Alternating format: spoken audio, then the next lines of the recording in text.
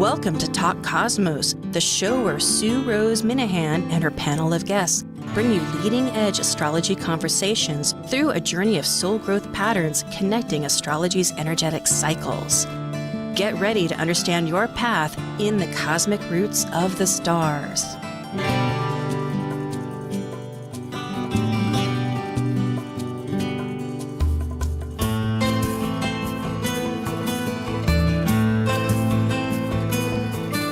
Sue, you need to reconnect.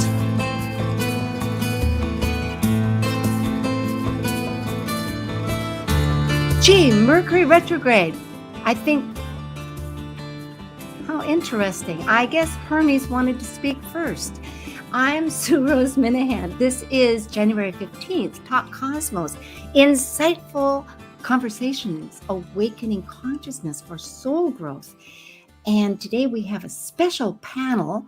It's about education. We have 4 illustrious school leaders who are here to combine their thoughts. It will be a little more, it will be regulated, however, as far as timing goes and questions. But again, this is inspired brainstorming. So however they choose to answer, I'll be delighted because it is a growth that we're hoping for. We're at the tail end of many things entering a new world. Big planets are making major changes. Pluto, Aquarius, Saturn, Pisces.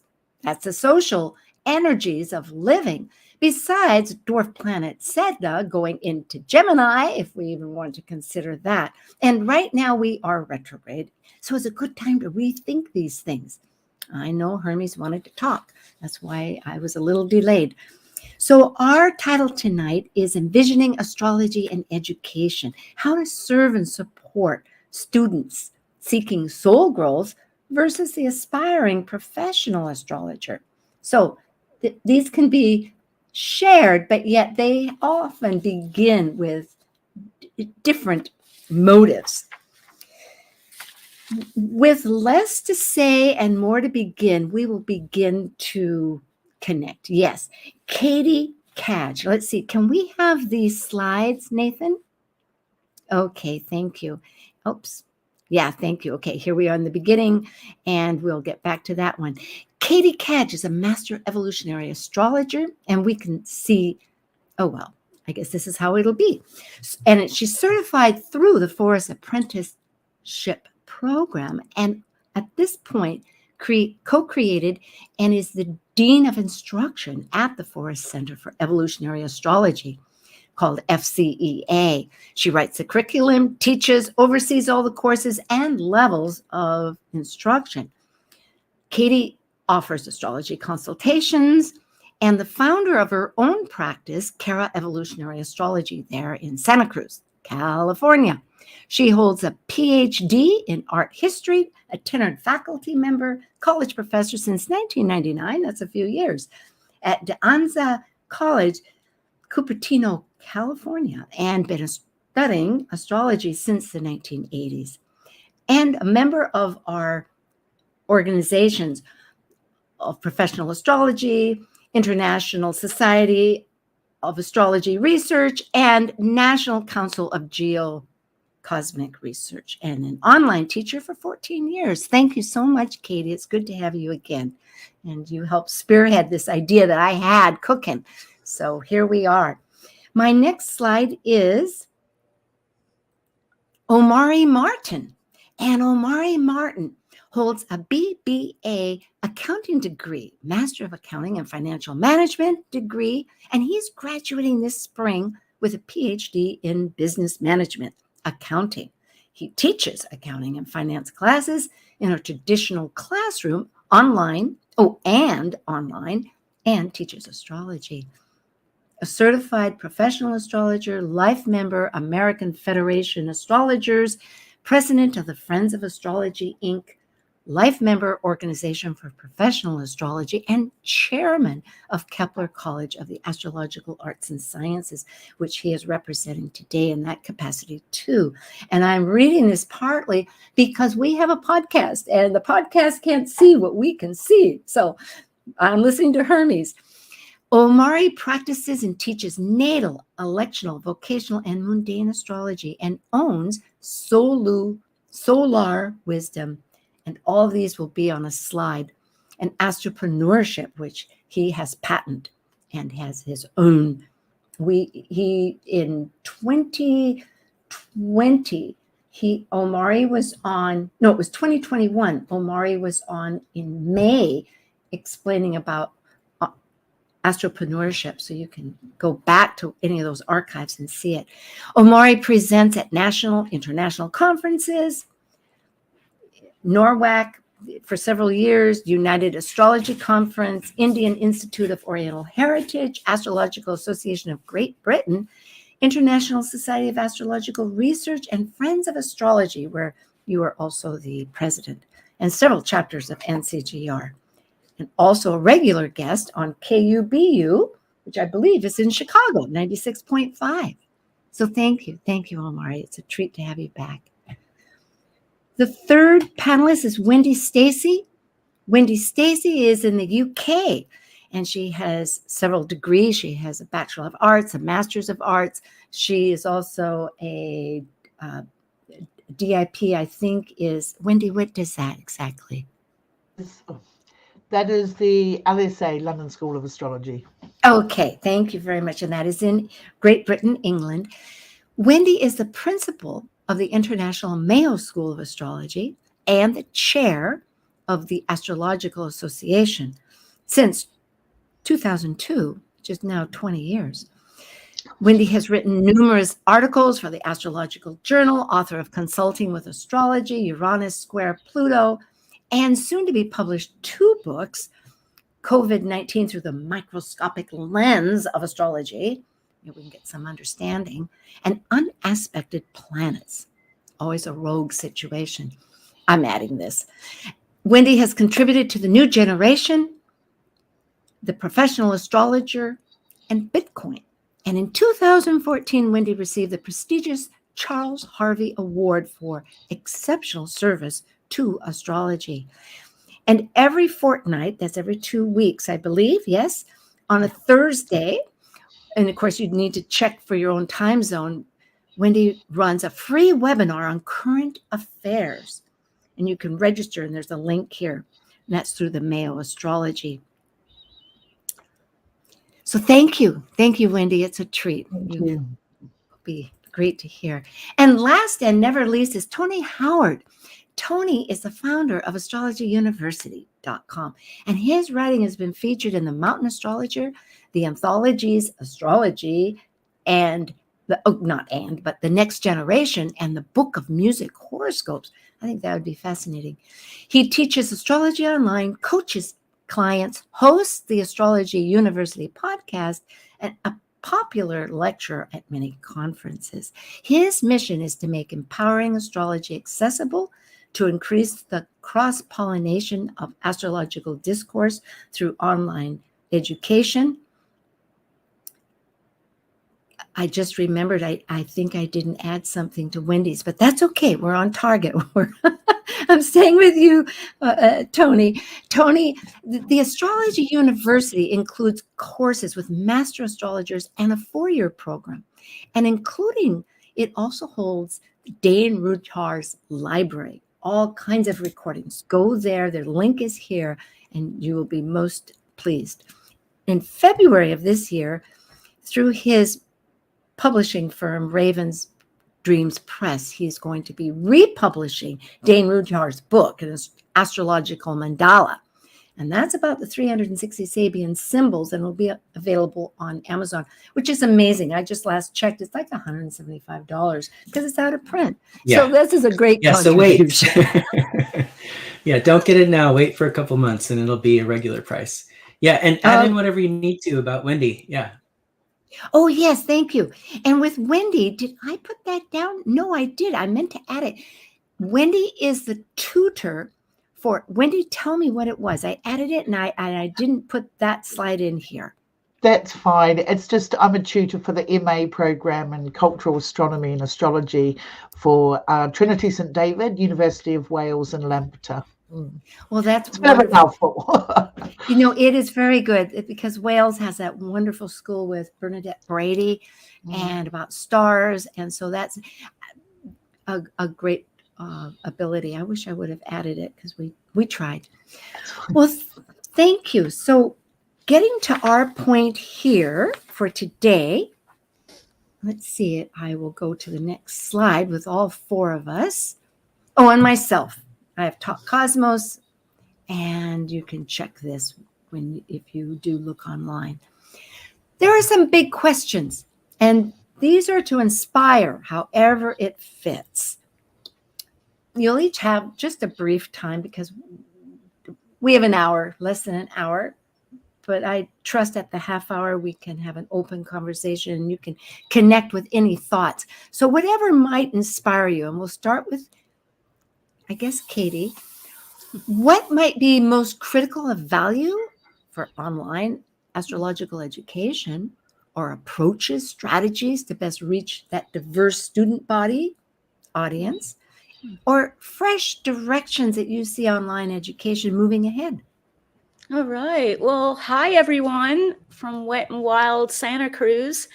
And I first want to just thank Sue and my panelists, because I think this is such a relevant topic, astrology and education, and so critical to astrology's potential to really make a difference and change the collective, which I know we're going to be addressing later. But I think that, educating the next generation of professional astrologers, as well as the novice learners, is just such a key issue. So thank you so much. Sue and I had talked about it way back in May in Norwalk, and here we are. So thanks, Sue, for actually getting it off the ground.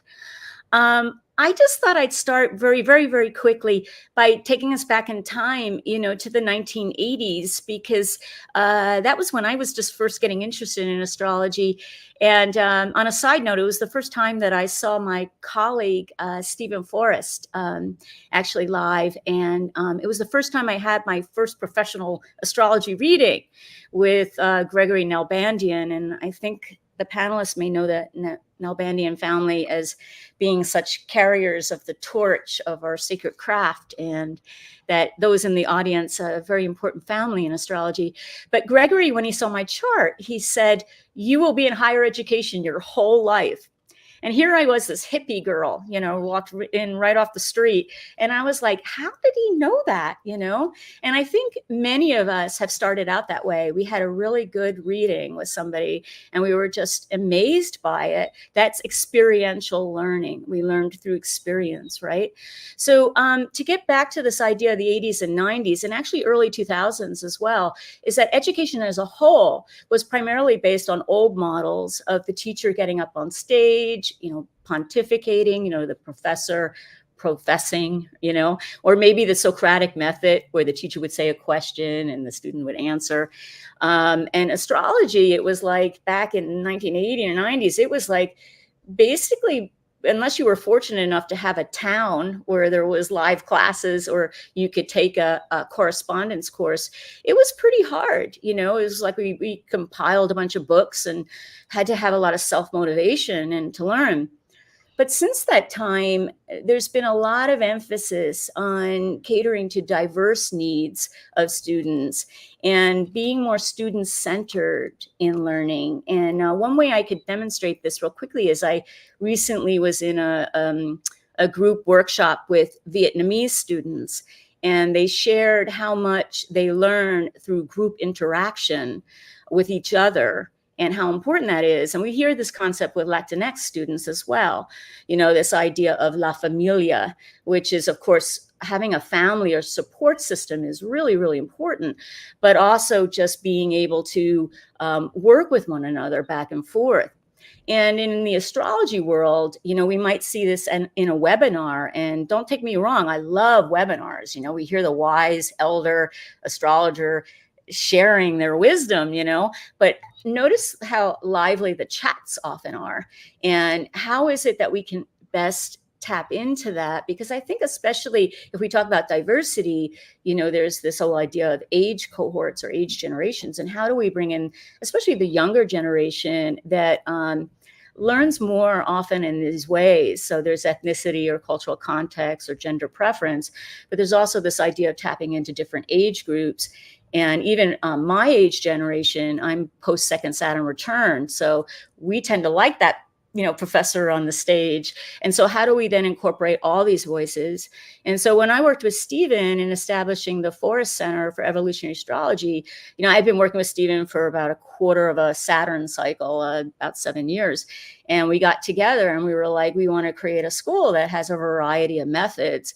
And it was a challenge and still is a challenge. We're constantly tweaking things, but having different courses that our program lasts about 3.5 to 4 years, the professional track, and then how to keep people on board and not get burnt out. So having different ways of learning, study group calls where they can work on Zoom together interactively for those that learn best with that teaching method. And then also, Zoom interactions with the teacher, like having a Q&A with Stephen or our tutors, but also asynchronous classes. Because I think another thing about diversity is recognizing that some students have a big family at home or they have a hard work schedule. So how are they going to juggle all this? And by having asynchronous as an option where students can read and write and get engaged and be evaluated is also really important. And so I guess just to wind up, I think all my colleagues, I think we're all doing this, and I think it's great. And I think it's the next step in education. But I do really want to advocate for building a sense of community, of course, La Familia, the family at our schools. But also key is active engagement to keep the rigor in place so that we can train people so that they can really learn the skills they need to learn, because I think active learning is really, really important. So I was just thinking, Mars was recently retrograde in Gemini. And for me, it was like a lot of reassessing, what are multiple perspectives on pedagogy or how do we teach? And so, anyway, so that's kind of my sort of thoughts about it. And I look forward to hearing about it, what everyone else has to share. And thanks again. Yes, thank you so much, Katie. I'm glad we started off there with a little history to kind of bring us up to speed, but however anybody else wants to do it is fine. Well, we'll go ahead with Omari. We'll kind of stick to the same routine of how we introduced. It helps my brain to have some format. So Omari, what are your thoughts about with Kepler College as you're representing and the other institutions of the ways to address education, the critical value of online, perhaps, or education itself, the approaches or strategies for the diversity, and the maybe fresh approaches? Oh, you're muted. You're muted, like I was too. Okay. Hermes Thank is you, with Sue. us. Thank You're you. welcome. And again, Yeah. thank you for inviting me to be a part of the panel today. So to answer your question, the critical value of online education is that online education removed those traditional time and space barriers that do exist with traditional education. For example, you have that 8 o'clock class offered on Mondays and Wednesdays, and either you can make it to that class or not. And with the online education model, particularly when it's asynchronous, that 8 o'clock in the morning time frame does not apply. That is something that certainly, I think, appealed to those adult learners, those learners who have that La Familia, as my colleague, Dr. Katie stated. The online education is it filled a niche in the market, and it actually took a gentleman to come along to establish online education and at an accelerated pace. It was not initially started or embraced by traditional schools. Also with online education, I teach online, and in that model, I'm a facilitator. I facilitate the course. In other words, I am the guide on the side, and I am not the sage on the stage, which is a fit for the traditional learning model. And we also want to keep in mind as professional astrologers that there are two things we want to focus on. One is astrology, the subject matter itself, and also actually learning how to educate.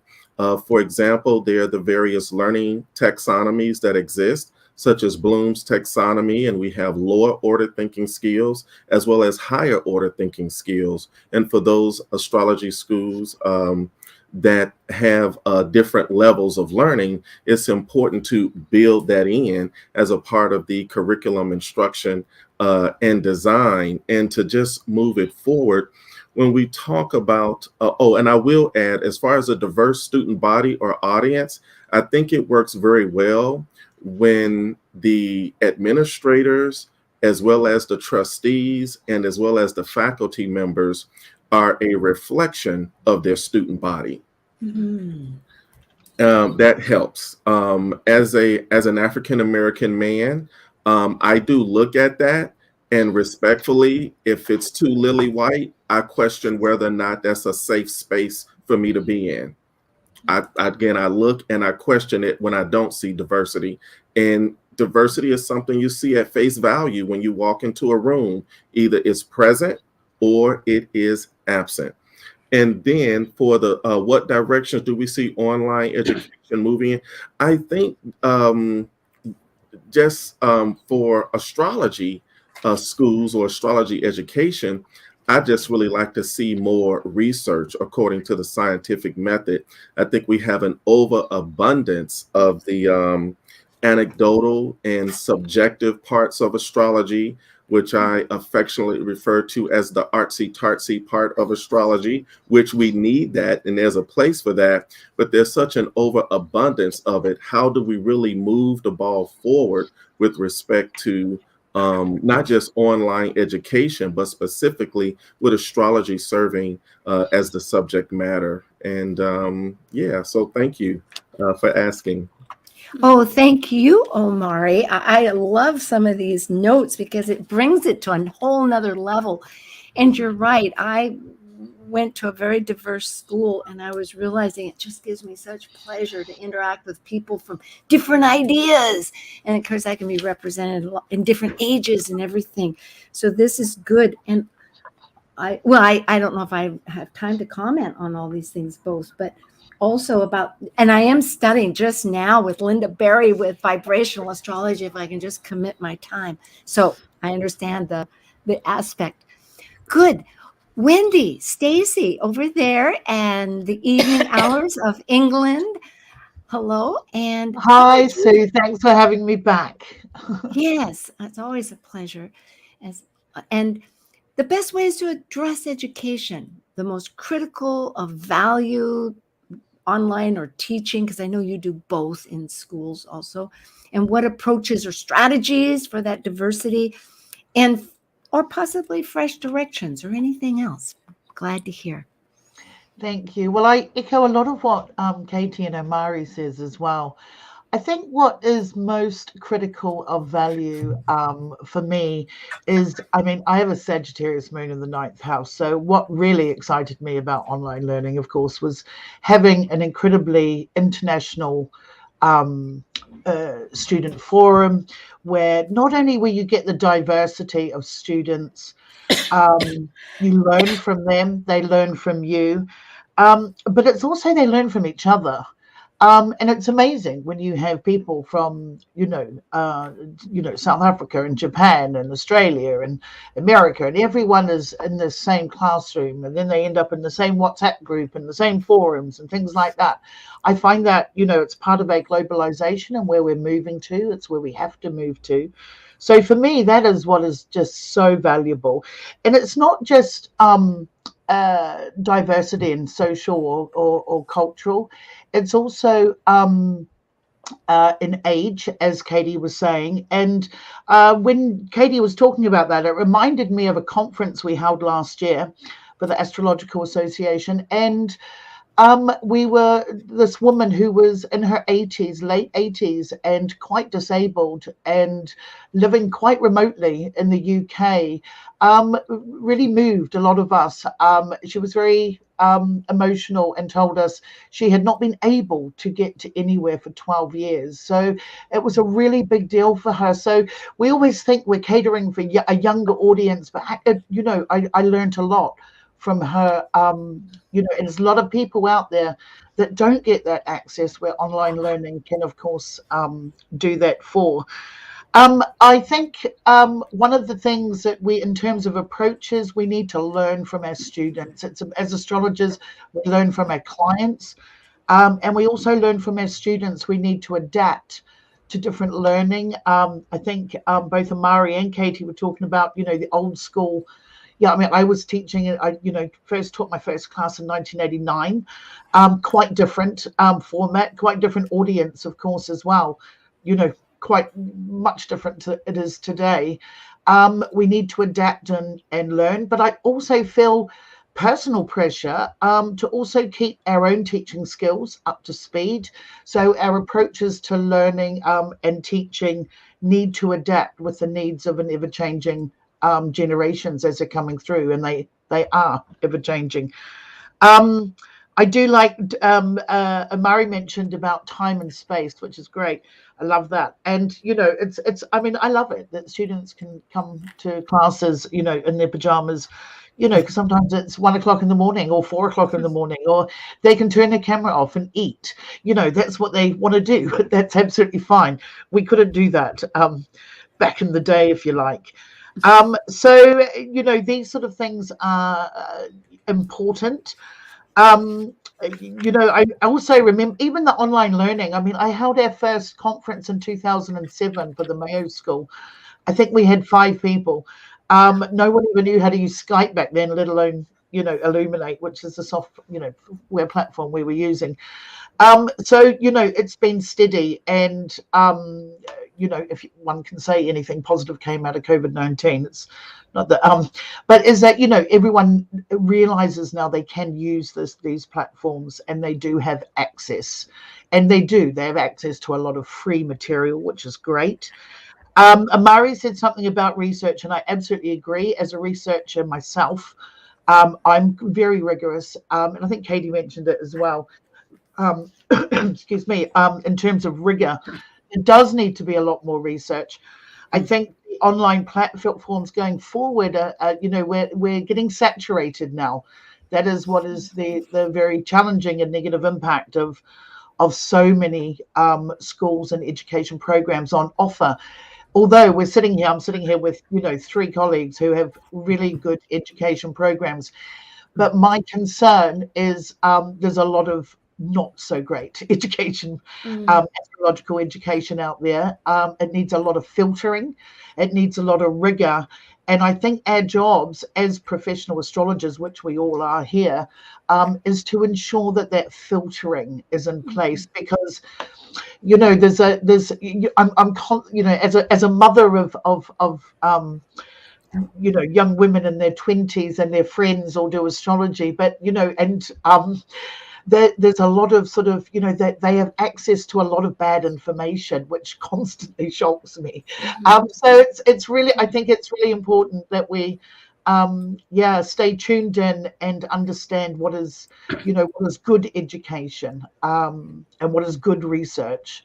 And that is really where I feel our roles are going forward. Oh, thank you. Thank you. These are all tying in. And Nathan has reminded me that we need to take a break. So we will get back to Tony and conclude, because they're tying in so beautifully. And that'll give me a moment to refresh those slides and also get some notes here. So we'll be right back with January 15th, Educational and Astrology with Wendy Stacy, CATIE CADGE, Tony Howard, and Omari Martin. Thank you.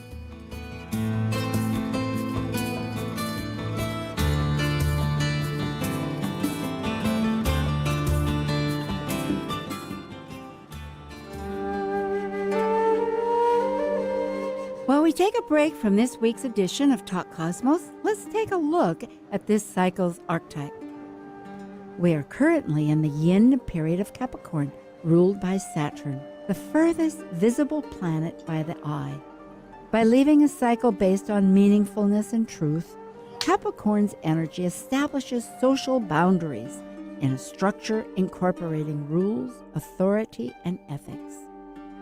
As a cardinal earth sign depicted by a sea goat climbing from the sea up to the top of a mountain, Capricorn overcomes fears through goals and ambitions to achieve mastery. This is Martha Norwalk. Every Sunday morning, beginning at 9 a.m., thanks in part to newprosupplements.com, we cover the world of animals. This week, January 22nd, it's my next behavior teaching show with Walter Stoffel, author of Lance, A Spirit Unbroken, and Nathan, of course. I'll pick up where I left off last time, and we'll get to individual cases, starting with Lance. We'll talk about what we could have done to help a dog like him before, and what we could do about it now. Martha Norwalk's Animal World, Sunday morning, 9 a.m. to noon, right here on Alternative Talk, AM 1150.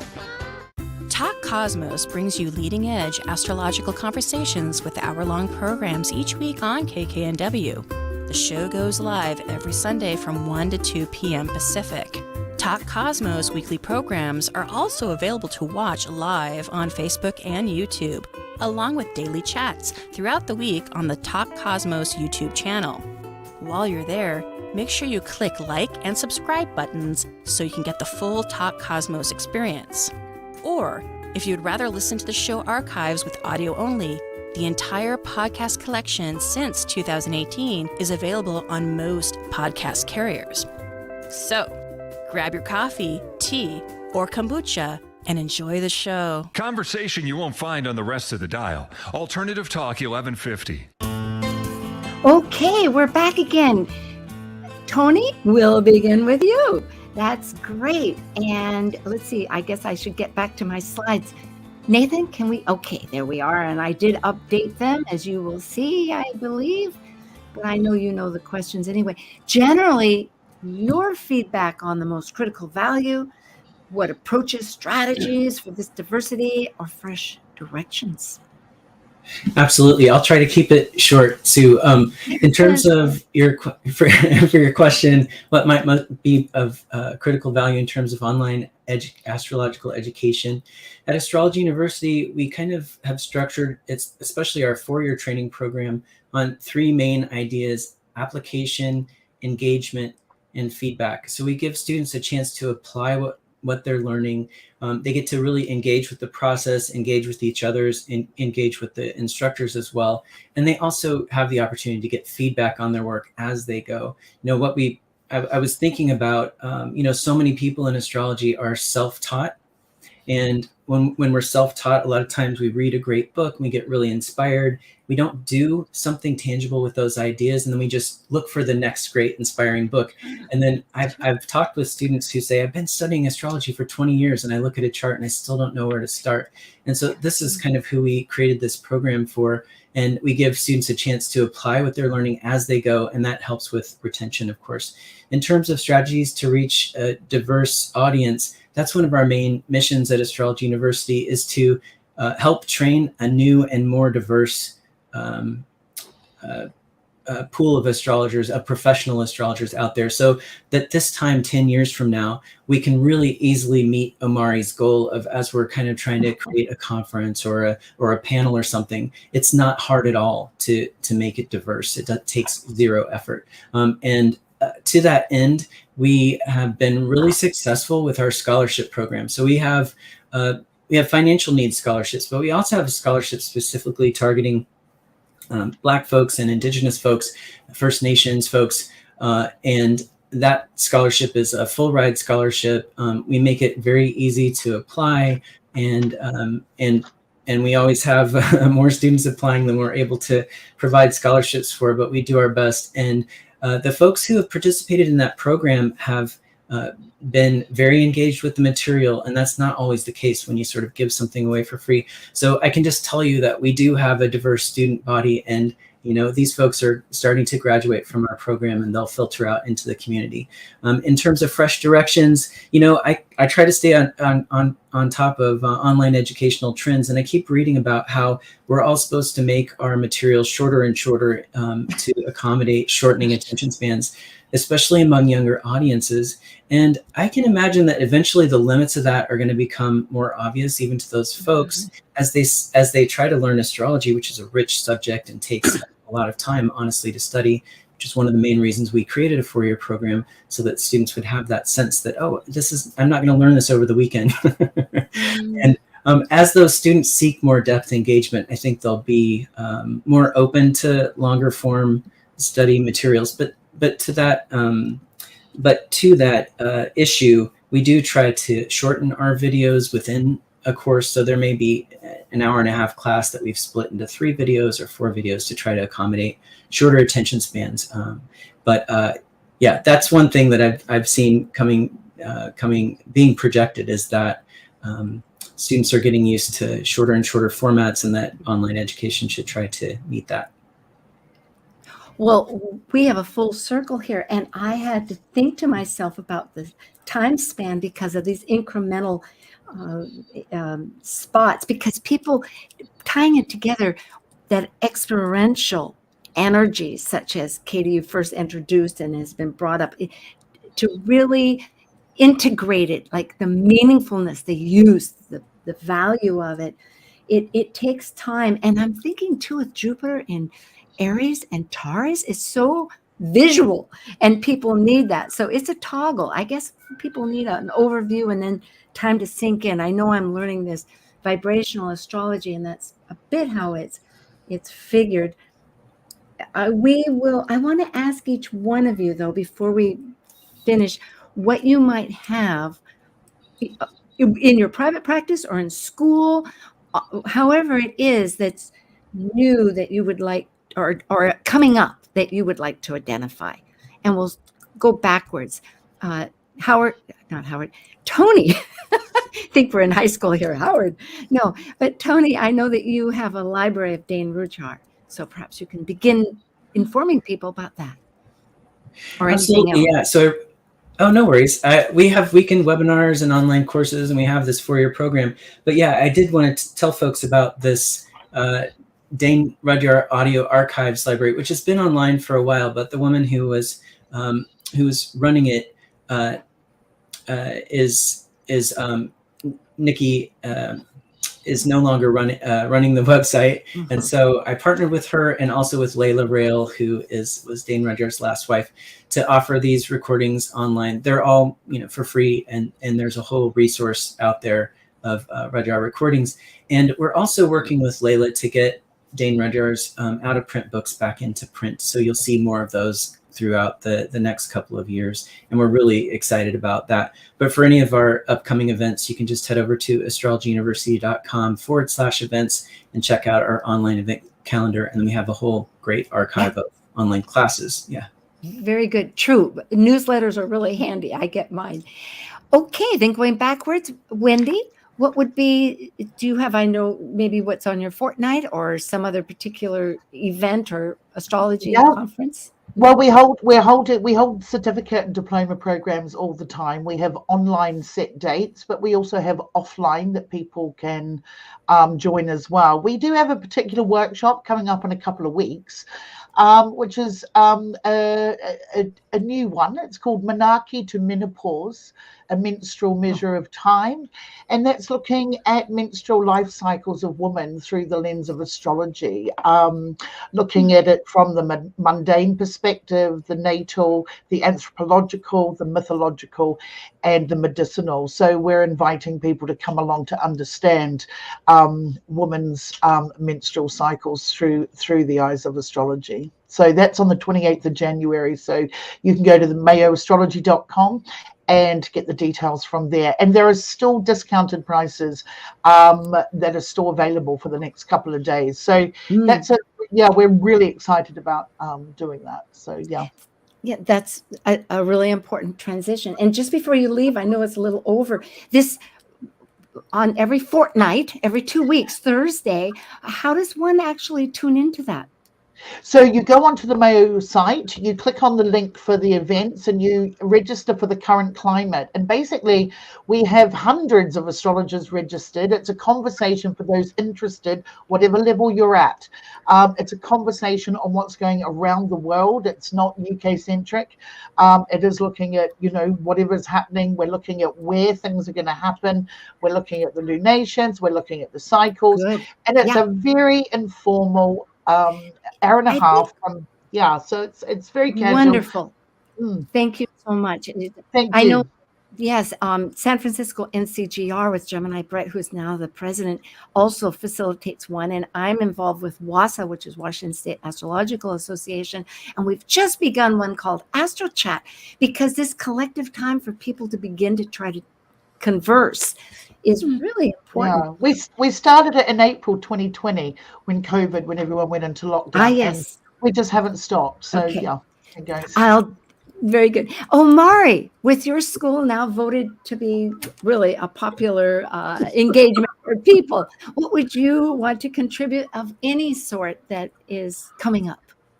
Well, certainly want to take a moment to recognize and pay some honor to our founder, Maggie Nalbandian, and Dr. Katie mentioned Gregory, her son, a few moments ago. And so we do offer 2 scholarships, the Maggie Nalbandian Scholarship, and we also offer a diversity scholarship. And we invite those who represent any historically underrepresented group to apply for that scholarship. Something else we have coming up is a certificate on Vedic astrology. We're currently developing a course about electional astrology. And I think it was last year, maybe it was the year before that. We also have this great relationship with the Celestial Arts and Education Library, and Dr. Jen Zart is the founder, executive director of that. And most recently, Kepler College has established a reciprocity relationship with the American Federation of Astrologers. So if you complete the extended fundamental certificate at Kepler College, all you need to do is let AFA know, or let me know. I'm on the board of organizations. And so once we receive your application and we check with Kepler College, you did in fact complete the extended fundamental certificate, you are then granted the advanced membership status with the American Federation of Astrologers. And also, I am the research director for AFA, so I'll be heading up some efforts with that and coordinating some activities with Kepler College as well, relative to research for astrology or astrologers. Thank you, Sue. Oh, well, thank you. Yes, Jen Zart and her library located down in Olympia, which is Cali, which is, anyway, you can find it. And I guess she has a meeting room, but also with Maggie's library. Libraries are important. I think we'll all agree. This is wonderful. Katie, what might you want to share before we jump in with our last moments and try to get through this kettle of thought? Yeah, well, first I want to say thanks to my colleagues, because I think we're all so much on the same page, and really wonderful to hear everyone's comments. And I second that point that I think just about everybody made about rigor and the need for research. And so one of the exciting things the FCA is doing, which I'd like to share, which and Tony, I mean, that Dane Rudyard project sounds just so wonderful. We're doing sort of a similar archival program at the FCA for Stephen's material. So we have countless Q&A calls, and we're indexing them. We have our diversity scholarship involves work study, and so that the students have been key in helping us put together a really large archive of hours of calls. So we're really excited about that. And we have to remember the FCA is a college, and I honor my friends at universities, but there's certainly wonderful to having a liberal arts education, but we take a focused approach to the Stephen Forrest method of evolutionary astrology, following his teaching. And so that's our contribution, we hope, to the research developments and some of the ways that we're trying to support more academic rigor again, and to expand the discipline of astrology. And other than that, we also have an open house coming up on March 27th at 5 p.m.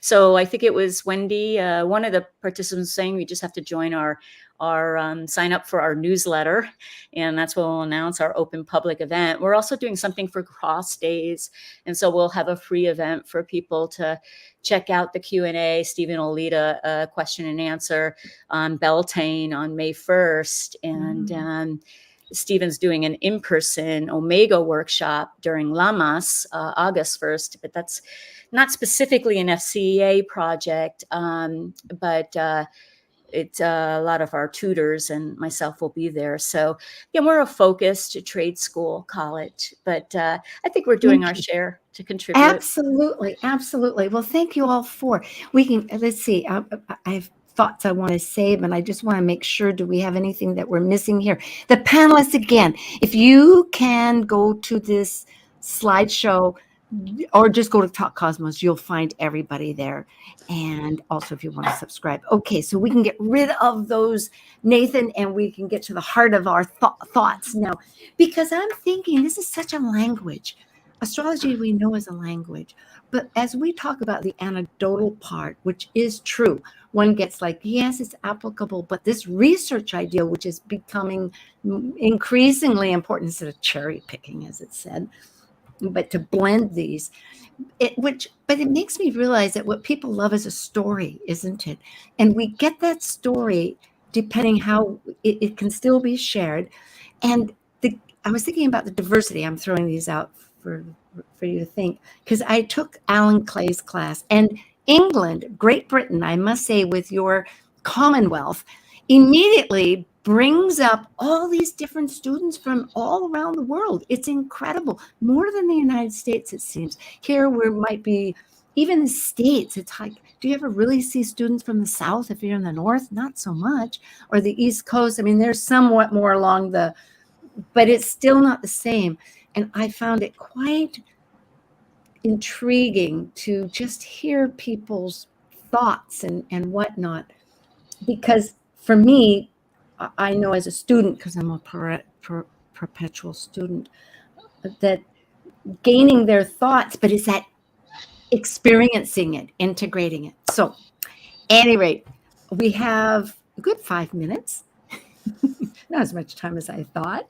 I see Omori smiling, and yes, I'm smiling.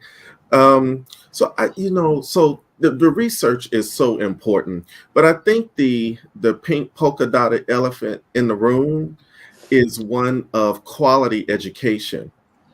And astrology schools, yes, in particular Kepler, for obvious reasons, really aiming for that good housekeeping seal that we know as accreditation. And in the state of Illinois, in the late 30s, in the state of Illinois, in the city of Chicago, there was an ordinance or a list of things that you could not do. Necromancy, card reading, magnetism, psychology was on the list, as well as astrology. And what has happened since the late 30s up until today, you can go to school, you can get a bachelor's degree in psychology, you can get a master's degree in psychology, you can get a PhD in psychology. However, you cannot get any of those degrees from an accredited institution in astrology. And I believe if we would follow those same steps that the psychology people established, that is a pathway towards accreditation for astrology. That right there would be such a paradigm shift for us to establish, one, standards for knowledge. Everything doesn't go. Some stuff is too far left or perhaps too far right. We need to establish standards for practice. Some things should be, no, we're not doing that. It's okay. And then we need to have some standards for behavior relative to ethics. And one organization, the International Association for Ethics in Astrology, which my colleague Wendy Stacy and I serve on, is leading that charge. So I just think that's what's really missing for online education for astrology. It does make one realize, as we expand to be global without boundaries, essentially, that we need boundaries. I'm thinking of, like, I know Kepler College is also hosting Toastmasters for astrologers with Donna Young that I am involved with. And one of the first things you learn is time constraint, that you are writing a book. We won't go on. It stays, Wendy knows that you can be being too broad, you need to still have the boundaries. Okay. Anyway, I won't talk as much. I do get inspired by you. Yeah. Tony or Wendy, Katie? Can I just say that a couple of things, just to reply to the Commonwealth thing. I just wanted to clarify, particularly with all the news around at the moment as well, with floating around it. Yeah, I mean, I'm not quite sure there is the relationship, I guess, as what people perhaps think. And some of us who are native New Zealanders don't necessarily feel that, we have different perspectives on the Commonwealth and what it means and what it represents, irrespective of me sitting here in London, in England, UK. So just to say there are still those diverse perspectives. True.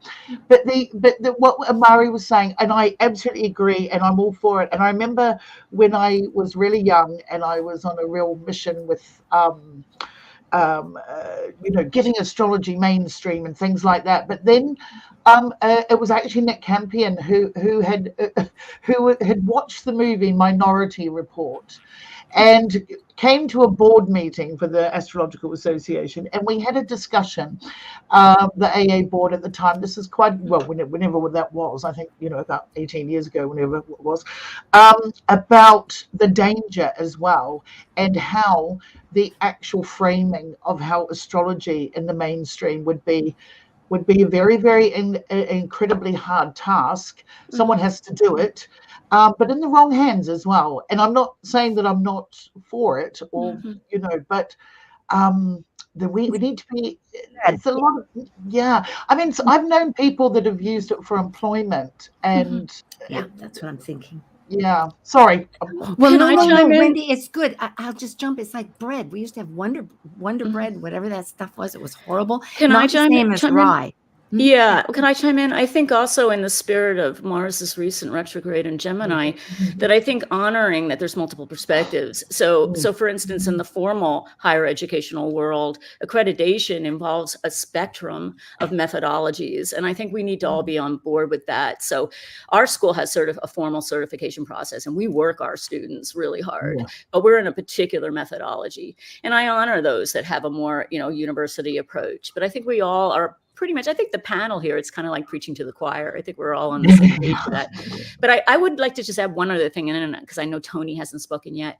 But I want to say that just getting back to some of the things that came up during the program, is that I think our place as educators is to move the larger collective for change. And Wendy had mentioned about the problem with something like social media, where we've all seen these memes, on Facebook or whatever, that are just atrocious, and the lack of quality of those types of things.